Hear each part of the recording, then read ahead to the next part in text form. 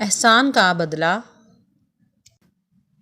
دریا کے قریب ایک چھوٹی سی بستی آباد تھی جہاں زیادہ تر وہ لوگ رہتے تھے جو یا تو ماہی گیر تھے یا دریا کے ذریعے روزی کمانے جاتے تھے۔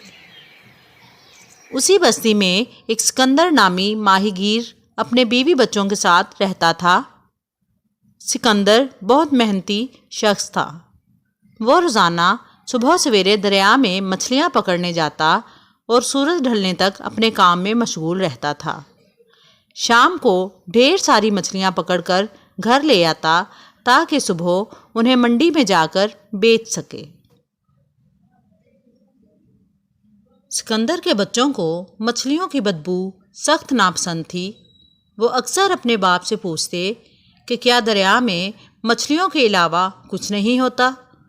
ماہی گیر ہنس کر کہتا کہ دریا میں مچھلیوں کے علاوہ مگرمچھ، مینڈک اور کچھوے بھی ہوتے ہیں، لیکن مچھلی لوگوں کی خوراک ہے، اس لیے میں دریا سے مچھلیاں ہی پکڑتا ہوں اور منڈی میں بیچ کر پیسے لاتا ہوں۔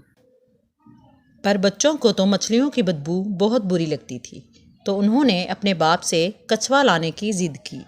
ایک دن ماہی گیر نے مچھلیاں پکڑنے کے لیے جال پھینکا تو اس میں چھوٹا سا کچھوے کا بچہ آن پھنسا۔ ماہی گیر کو اپنے بچوں کی خواہش یاد آ گئی تو بہت خوش ہوا۔ اچانک اسے لگا کہ ننھے کچھوے کی آنکھوں میں آنسو ہیں، تو اسے کچھوے پر بہت رحم آیا۔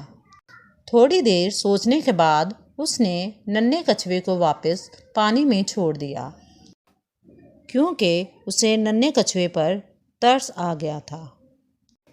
بہت سال گزر گئے۔ اب وہ ماہی گیر بوڑھا ہو گیا تھا اور اس کی جگہ اس کا بیٹا دریا سے مچھلیاں پکڑنے جاتا تھا۔ وہ بھی اپنے باپ کی طرح روزانہ صبح سویرے دریا پر جا کر مچھلیاں پکڑتا اور منڈی میں بیچ آتا۔ ایک دن وہ اپنی کشتی میں سوار مچھلیاں پکڑ رہا تھا کہ دریا کی لہریں تیز ہو گئیں اور طوفان آ گیا۔